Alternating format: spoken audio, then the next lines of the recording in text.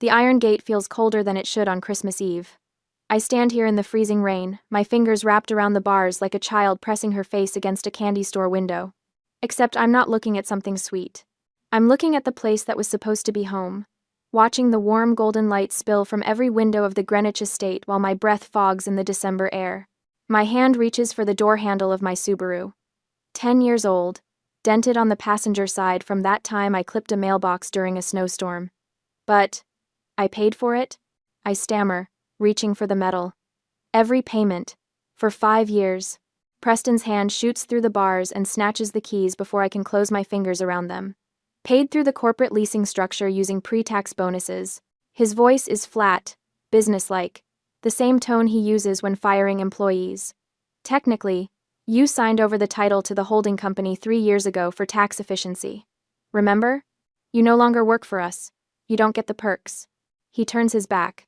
Just turns and walks away, my keys jingling in his palm like loose change. The sound fades as he climbs the front steps, and I'm left gripping my small suitcase, watching him disappear into the house without a backward glance. I should move. I know I should move. But some stupid part of me is still waiting for him to come back. 1 hour ago, I walked through those gates thinking I'd sleep in my old room tonight. Thinking maybe Christmas morning would feel normal, or at least familiar. I'd lost my PR job 3 days before the holiday when the company merged and my entire department got sliced away like fat from a roast. The severance was enough for 2 months' rent somewhere, maybe 3 if I was careful, but I needed time to figure out where that somewhere would be. I thought I had time. Instead, I walked into Kinsley's engagement party. Crystal chandeliers, a string quartet, 200 people in cocktail attire watching my baby sister show off her ring under soft romantic lighting, while I stood there in my work clothes, still damp from the subway. Preston tapped his champagne glass for silence right there in the foyer. He announced that the family trust, all $55 million of it, had been transferred entirely to Kinsley. Not split, not held for later, transferred. Final. Miranda has demonstrated a consistent pattern of professional failure, he said, his voice carrying across the marble floors. This family rewards success, not mediocrity. I begged. God, I hate remembering this part, but I begged. I asked if I could just stay for a few weeks, through the holidays, until I found a new position. I promised I'd be quiet, stay out of the way, help with anything they needed. Genevieve set down her wineglass with a sharp click. You're a burden, Miranda. We're not running a charity for failed adults. You need to leave. Tonight. The party went silent. 200 people watching me stand there with my purse still on my shoulder and my face burning.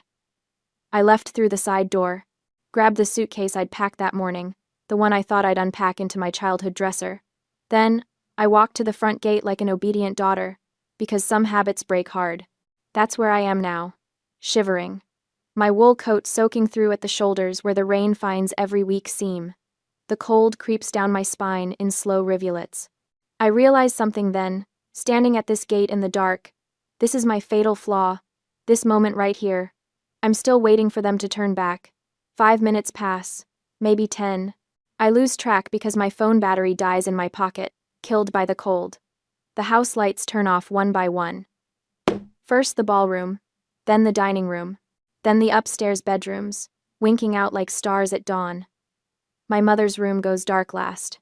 I imagine her pulling the curtains closed, smoothing the duvet, settling into bed without a single thought of her daughter standing outside in sub-freezing rain. My finger hovers over the intercom button. I could buzz, could ask for just a blanket, a taxi, something. But the thought of hearing my father's voice crackle through that speaker, the satisfaction in his tone when he says no, makes my stomach twist. I grip the handle of my suitcase instead. The metal is so cold it burns. I feel it through my gloves, through my skin, straight down to the bone. But I hold on. I turn away from the gate, away from the house. Away from every Christmas morning and summer barbecue and graduation photo that happened behind those walls. Portchester is 3 miles east. I know because I used to drive past it on my way to the train station, back when I had a car, back when I had a job, back when I had a family. I start walking into the dark. The freezing rain turns the road into a black mirror reflecting nothing. My suitcase wheels catch on every crack in the pavement.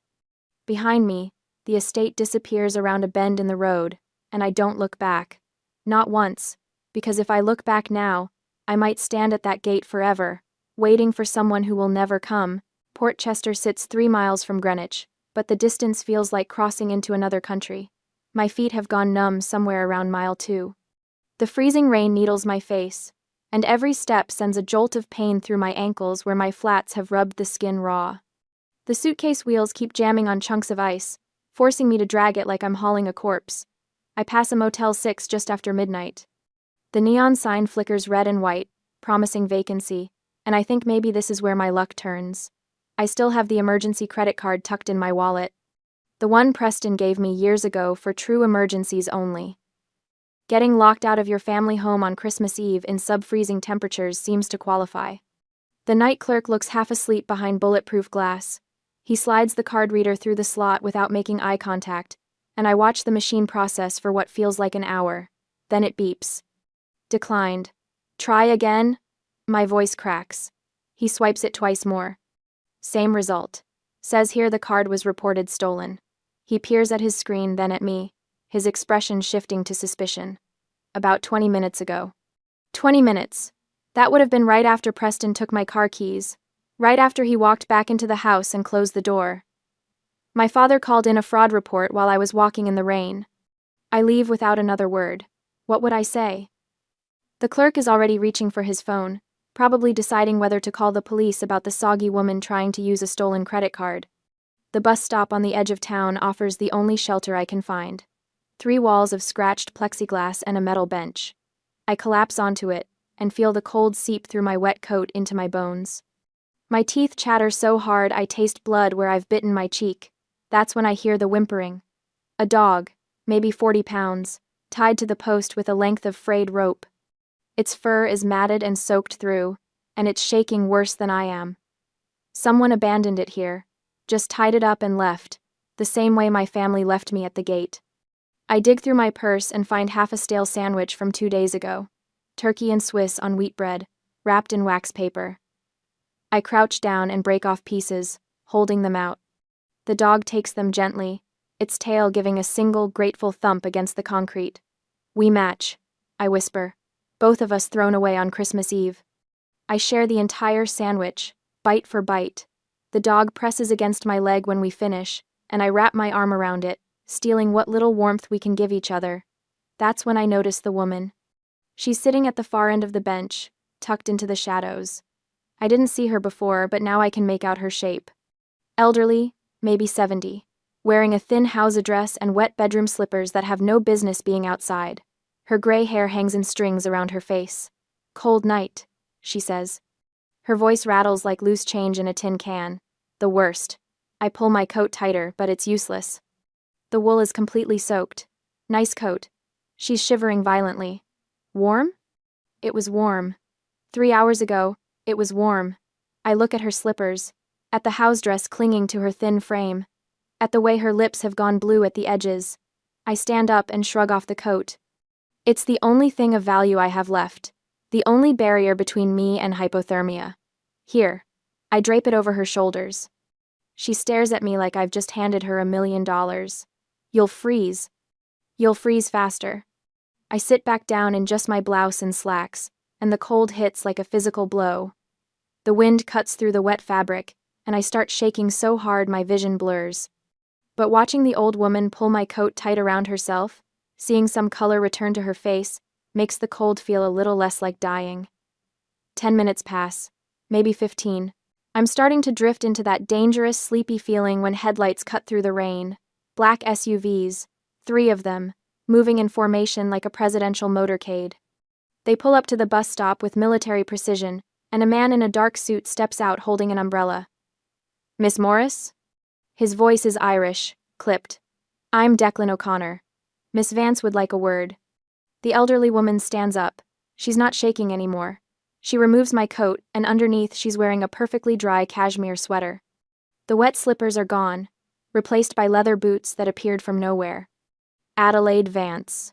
She extends her hand like we're meeting at a country club instead of a bus stop where I just gave away my last possession.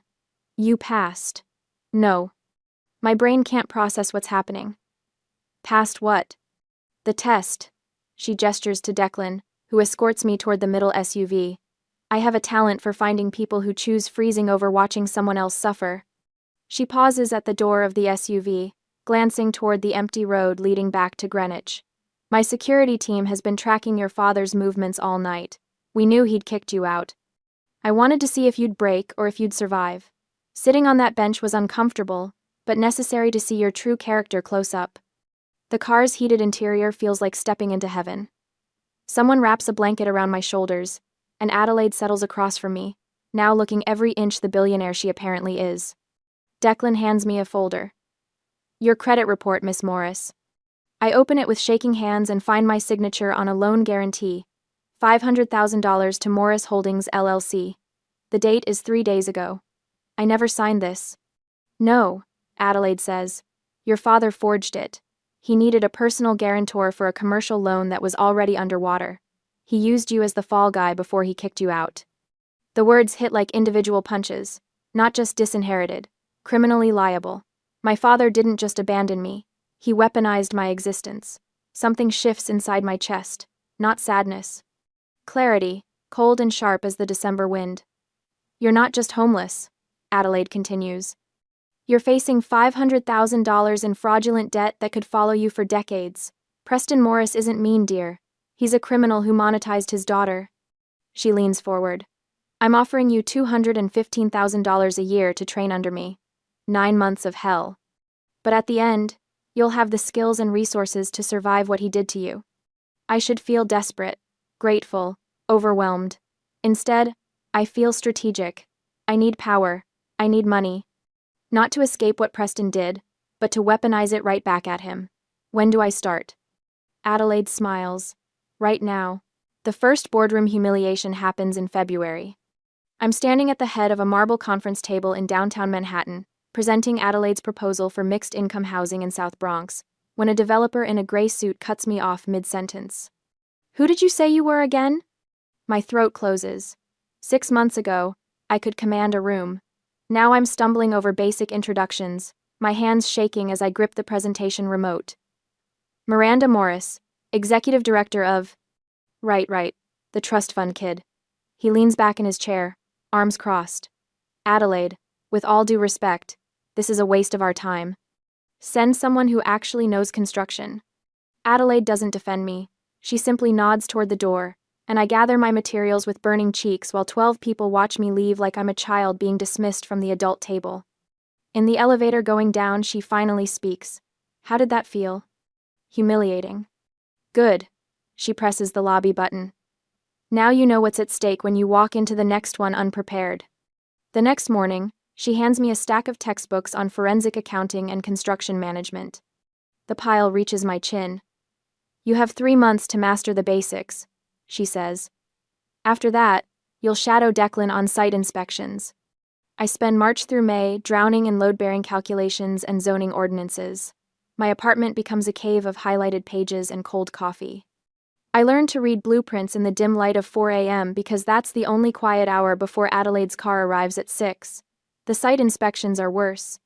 Declan hands me a hard hat and steel-toed boots on my first day at the construction site in Port Chester, the same town where Adelaide found me shivering at a bus stop 9 months ago. Keep up, he says, and walks into the mud without looking back. I learn that construction sites smell like diesel fuel and wet concrete, that contractors don't soften their language for women in pencil skirts. That my Yale degree means absolutely nothing when I can't tell the difference between rebar and conduit. By June, my hands stop looking like they belong to someone who once got weekly manicures. The calluses form slowly, earned through holding clipboards in the rain and climbing scaffold stairs in the summer heat. Adelaide assigns me Project Beacon in July. It's her affordable housing initiative, 20 units for single mothers transitioning out of shelters. The budget is tight. The timeline is impossible. The location is a forgotten lot in Port Chester that floods every time it rains. Fix it? Adelaide says, and leaves me standing in ankle-deep water with a drainage problem and 3 contractors who won't return my calls. I fix it. Not because I'm naturally gifted, but because failure means proving Preston right. I spend August learning pump systems and French drains. I negotiate with suppliers who try to overcharge me until I show them I've done my homework. I earn the respect of my crew by showing up before them every morning and leaving after they do, my rubber boots caked in the same mud that covers their work clothes. By September, we're ahead of schedule. The foundation is poured. The framing is up. I stand in what will someday be someone's kitchen and feel something unfamiliar. Pride, maybe, or just relief that I haven't failed yet. That's when Kinsley finds me. I'm inspecting the electrical rough-in on a Thursday afternoon when I hear the click of heels on plywood. She picks her way across the construction site like she's navigating a minefield, her phone already out and recording. Miranda? Her voice has that artificial sweetness she uses before drawing blood. Oh my God, is that really you? I'm wearing muddy jeans and a flannel shirt. My hair is pulled back in a ponytail that hasn't seen a salon in 9 months. My boots are covered in clay that won't come off no matter how hard I scrub. She circles me with her phone camera. This is so sad. My sister used to work in PR, and now she's literally digging ditches. She zooms in on my boots. The Morris legacy, everyone. How embarrassing. I should say something sharp, should defend myself, but the old instinct kicks in, the one that kept me silent through years of her casual cruelty, and I just stand there while she gets her footage. She posts it before she even leaves the site. By the time I'm back in my truck, my phone is exploding with notifications. The post has already been shared 200 times among Greenwich social circles. The comments roll in like punches.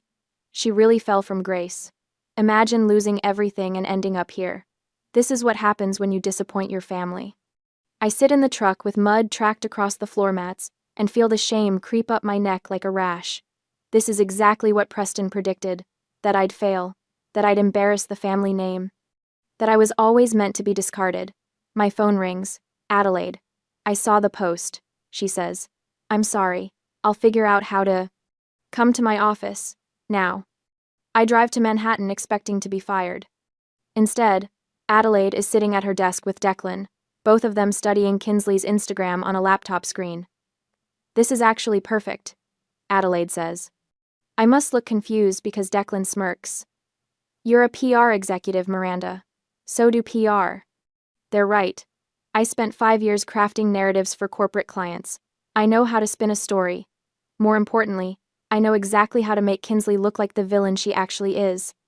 I spend that evening filming a response video. Not in my apartment where the lighting is soft and forgiving, but back at the construction site, standing in the same mud where Kinsley ambushed me. My boots are still dirty, my flannel is still wrinkled, but my voice is steady. My sister is right. I'm not in PR anymore. I'm building affordable housing for single mothers, 20 families who need a safe place to raise their children. I turn the camera to show the framed building behind me. This is Project Beacon. If you think helping people is embarrassing, then yes, I'm deeply embarrassed. But if you think building something that matters is worth your time, we're accepting donations. I posted at 11 p.m. By morning, the tide has turned completely. The comments flood in, but they're different now. People are calling Kinsley elitist, shallow, out of touch. Someone creates a side-by-side comparison of her designer handbag collection and my mud-covered boots with the caption, "Guess which Morris sister is actually working?" The donation page for Project Beacon crashes from traffic. We raise $40,000 in 3 days. Adelaide finds me on site the following Monday. You see it now, don't you? See what? That her opinion has no power unless you give it power. She's right. For the first time since that Christmas Eve, I realize I'm not waiting for my family's approval anymore. I have Adelaide. I have Declan. I have a crew of contractors who respect me because I earned it, not because my last name used to mean something. I have 20 future tenants whose children will grow up in homes I helped build. Kinsley's post was supposed to destroy me. Instead, it just proved how far I've already come. I'm finishing my site inspection that afternoon when Declan pulls me aside near the construction trailer. His expression is dark. We need to talk about your father. He hands me his tablet. On the screen is a security photo from a Manhattan restaurant, grainy but clear enough. Preston sitting across from a man in an expensive suit, Julian Thorne. I recognize him from the financial news, though his company has a dozen different names depending on which article you read. Quantum Energy Tech is the current one. Thorne's fund is under federal investigation, Declan says quietly. Your father is trying to clear his debts with a miracle investment. I look at the photo again. Preston is leaning forward, eager, desperate. The same expression he had when he snatched my keys through the gate, like he's entitled to take whatever he needs to save himself. I hand the tablet back to Declan, and something cold settles in my chest. Not anger, not even satisfaction, just clarity. How long until it collapses? I ask. 6 months, maybe less. I nod slowly, watching the construction crew pack up their tools as the sun sets behind the buildings. Then we have time to prepare. Declan studies my face. You're not going to warn him. It's not a question. No, I say. I'm going to watch. That day at Adelaide's office, Declan slides the manila folder across Adelaide's mahogany desk like he's dealing cards at a poker table. The motion is smooth, practiced. I've learned to read his tells over the past months. When he moves like that, slow and deliberate, he's found something that makes him furious. Quantum energy tech, he says. Your father's been meeting with Julian Thorne twice a week for the past month. I flip open the folder. Investment prospectus. Glossy photos of solar panels that probably exist nowhere except in a graphic designer's computer. Projected returns that would make Bernie Madoff blush. It's a Ponzi scheme, Adelaide says from her chair by the window. She doesn't phrase it as a question. FBI's been building a case for 8 months. Declan taps a page near the bottom. They're waiting for Thorne to collect enough deposits to make the charges stick. Maybe another 2 months before they move. I study the minimum investment requirement. $500,000, the exact amount Preston owes on the loan he forged in my name, plus interest. The math is too clean to be coincidence. He's desperate. I close the folder. He thinks this is his way out. We could warn him. Adelaide's voice carries no conviction. She knows what I'm about to say. If we warn him, he'll know we've been watching. He'll scramble. Might even try to implicate me further in his debt. I stand, walk to the window. Below, construction crews are framing the final building of Project Beacon. Drywall going up on affordable housing that will actually help people instead of lining some con artist's pockets. We need him to commit fully. So we do nothing? Declan sounds skeptical. We create the conditions for him to destroy himself. I turn back to face them. He just needs the right push. The lawsuit arrives 3 days later. I'm reviewing permit applications when my phone buzzes. A process server caught me leaving the construction site, handed me the papers with an apologetic shrug. I read them standing in the parking lot while cement dust settles on my boots. Morris Holdings, LLC v. Miranda Morris, violation of non-disclosure agreement. Damages sought, $100,000. The NDA in question is from 6 years ago, a boilerplate document I signed when Preston made me a junior analyst at his company. I'd organized files and made coffee for 18 months before he decided I wasn't executive material, and shuffled me into a different career path. The agreement was standard legal protection, nothing sensitive, nothing I'd ever had reason to violate. This lawsuit is harassment. Pure spite, wrapped in legal letterhead. But it's also something else. I read between the lines, calculate the timing. Preston needs liquid cash for Thorne's scheme. The mansion is leveraged to the foundation, and banks won't touch him after the forged loan scandal nearly went public. This lawsuit isn't about justice. It's about extracting money from the only source he has left, his daughter's new salary. I drive straight to Adelaide's estate. She reads the complaint twice, her expression hardening. This is extortion, she says finally. It's desperation disguised as power. I sit across from her, my hands steady on my knees. He needs $100,000 to complete his buy-in with Thorne. The mansion equity gets him to $400,000. This lawsuit covers the gap. You want to settle? Adelaide doesn't sound surprised. Immediately. No negotiations. Full amount. Declan looks up from his laptop where he's been researching the claims. That makes you look weak. Your father will think he can squeeze you anytime he needs cash. Good. I meet his eyes. Let him think that. Understanding dawns across Adelaide's face. She sets down the papers, leans back in her chair. A smile touches the corner of her mouth, the kind you'd see on a chess master who's just spotted checkmate in 6 moves. You're handing him the rope, she says. I'm handing him exactly enough rope. I pull out my phone, start drafting an email to my lawyer. He thinks I'm paying because I'm terrified, because I know my place. But what I'm really doing is ensuring he has no excuse not to invest every penny he can scrape together. The settlement conference happens in a gray corporate office that smells like old carpet and desperate attorneys. Preston arrives with Genevieve and their lawyer, a tired man who looks like he's regretting his retainer agreement. They're dressed for battle. Preston in his power suit, Genevieve in pearls that probably cost more than my monthly rent used to. I wear mud-stained work pants and a Project Beacon polo shirt.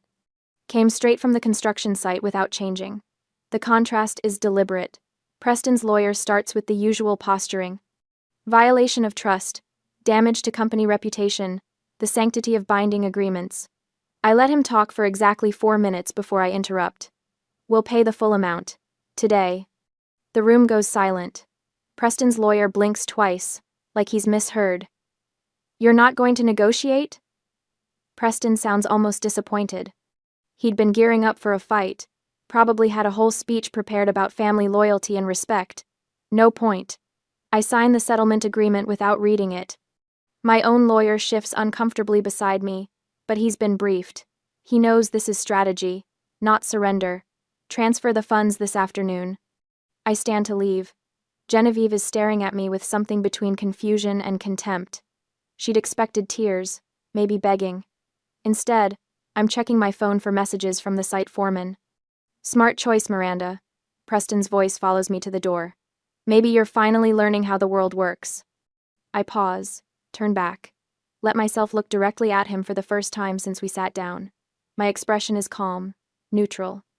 The face I've practiced in the mirror for situations exactly like this.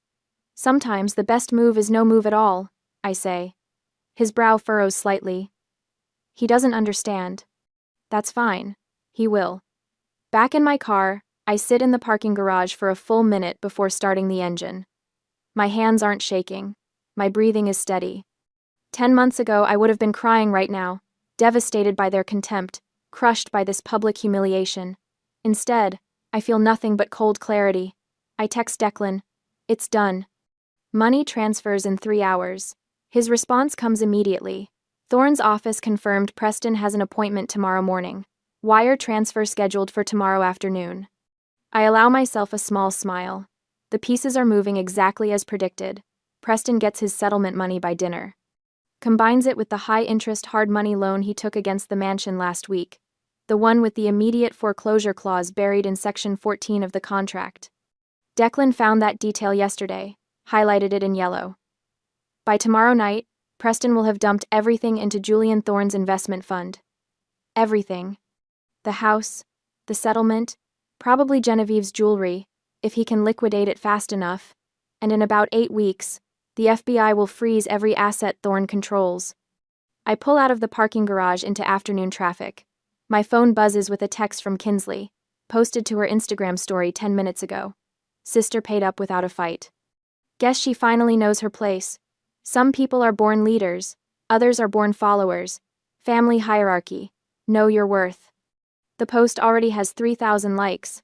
Comments flooding in from Greenwich Society, people I used to know.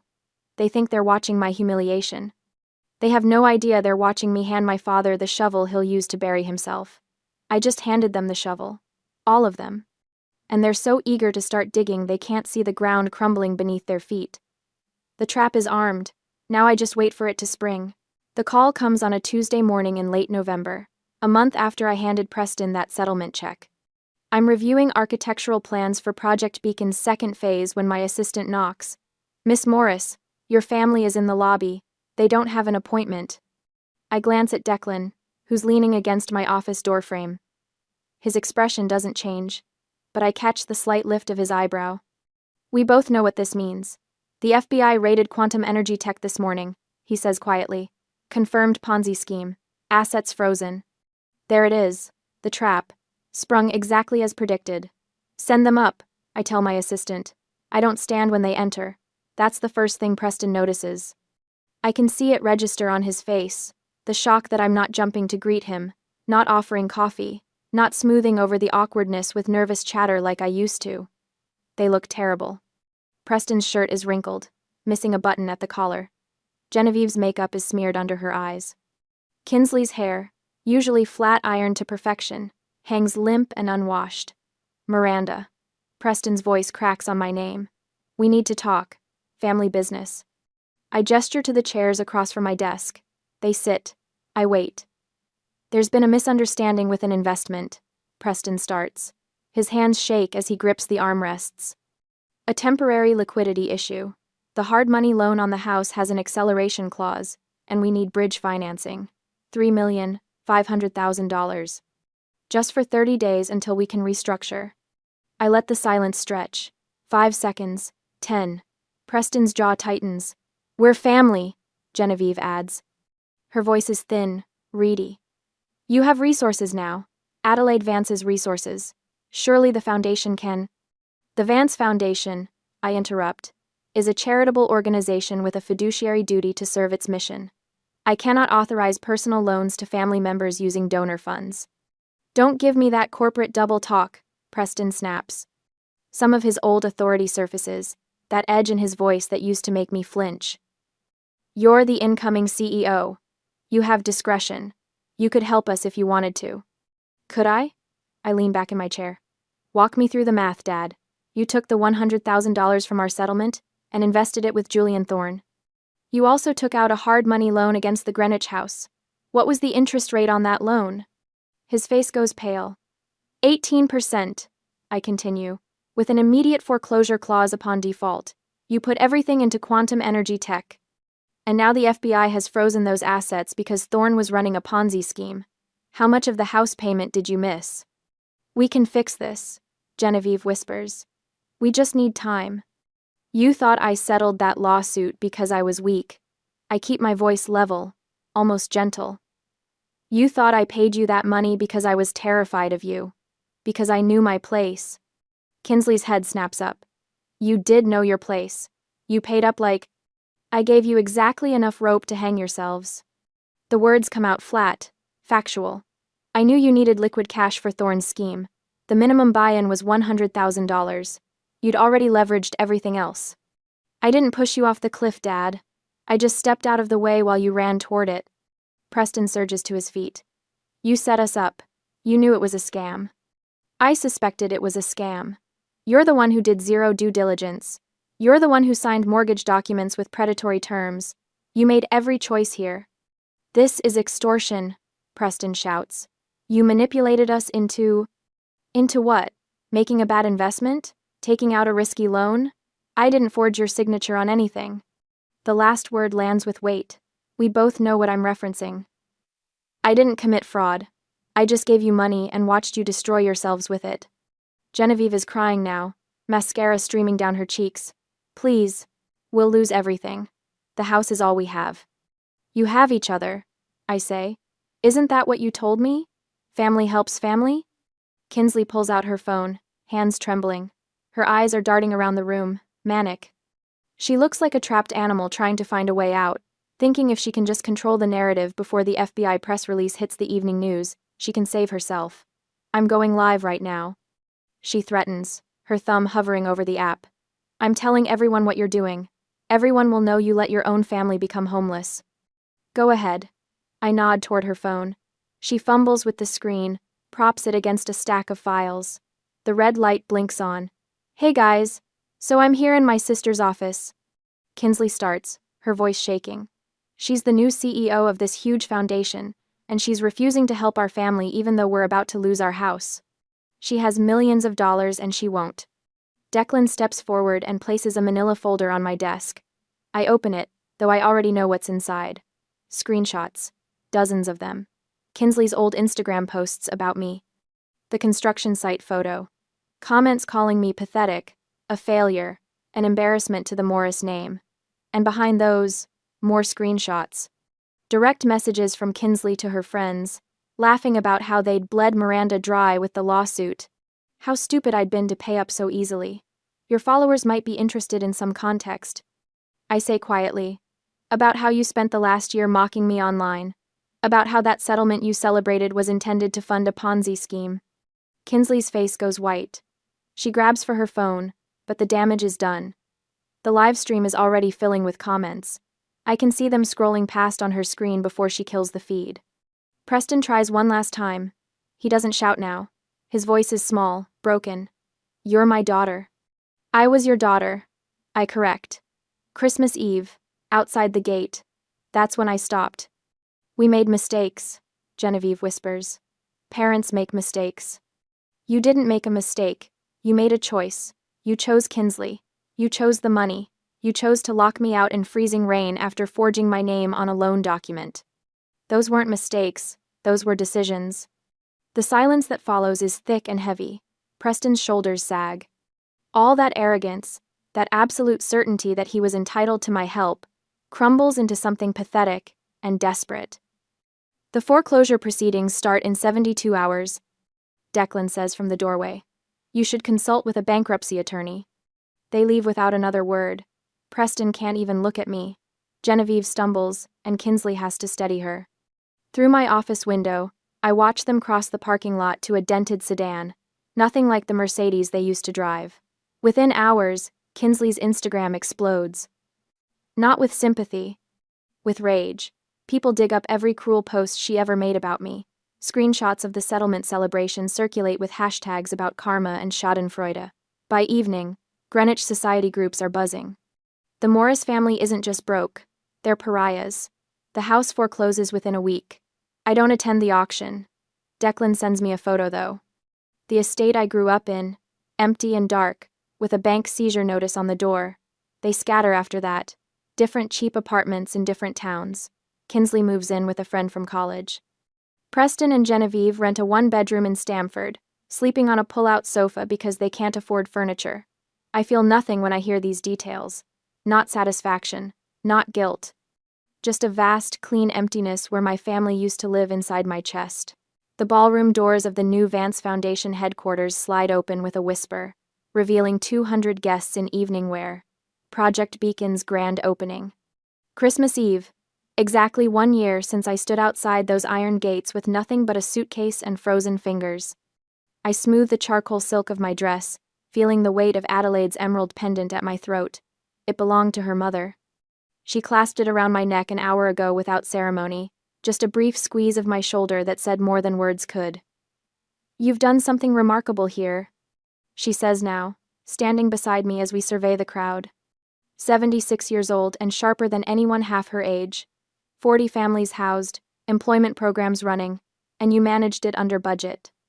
Through the floor-to-ceiling windows, I can see the completed housing complex. Lights glowing in every unit, families unpacking boxes, children running through hallways. The single mothers I worked alongside for 9 months, the ones who taught me that dignity isn't inherited, it's built with your own hands in the mud. Declan appears at my elbow, his expression carefully neutral. We have a situation at the entrance. I know before he says it. Some part of me has been waiting for this all night. The Morris family attempted to enter without invitations. They're claiming they're here to network with potential donors. His mouth tightens. Your father is wearing a suit that's seen better days. Your mother keeps adjusting her coat. Your sister is filming the whole thing. And I informed them they're on the permanent exclusion list. He hands me 3 vouchers, the paper crisp between my fingers. I offered them these. Soup kitchen, 3 blocks south. Open until 10. The only help Miss Morris is willing to offer. I take the vouchers, feeling their weight. Not much, just enough. Adelaide touches my arm. You don't have to see them. But I do. Some part of me needs to look through that glass one final time. I walk to the mezzanine overlook. The floor-to-ceiling glass wall offers a perfect, silent view of the circular drive below, separating the warmth of the gala from the freezing night outside. Preston stands under the portico lights, his shoulders hunched against the cold. Genevieve clutches her purse like it might fly away. Kinsley holds her phone at arm's length, trying to get the building in frame, probably preparing some post about being wrongfully excluded. They look small from up here, ordinary. Just 3 people who made bad choices and are living with the consequences. Preston sees me. He looks up, locking eyes with me through the thick, soundproof glass. His face shifts, and he pushes forward, but Declan steps smoothly into his path. I watch my father's mouth move, see him gesture emphatically. Then he points up at me, and his expression crumbles into something that might be desperation or might be rage. Hard to tell from this distance. His lips form words I can read even through the glass. Your mother would want. I don't turn away dramatically. I simply step back from the window, letting the heavy velvet curtains obscure his view of me. I turn toward the warmth and light, and 200 people who chose to show up tonight because they believe in what we've built. Through the glass, I catch one last glimpse of Declan handing Preston the vouchers. I see my father crumple them in his fist. I see Genevieve pull her coat tighter as freezing rain begins to fall, the same December storm that seems to come every year like clockwork. They turn away into the cold night. Into the dark, into whatever comes next for people who mistake their children for ATM machines. I don't feel anger, don't feel satisfaction, don't feel much of anything except the pleasant weight of Adelaide's necklace and the warmth of the room at my back. Miss Morris? One of the Project Beacon mothers approaches with her daughter, a gap-toothed 6-year-old in a velvet dress. We wanted to thank you. Maya starts at her new school in January. I kneel down to the girl's level.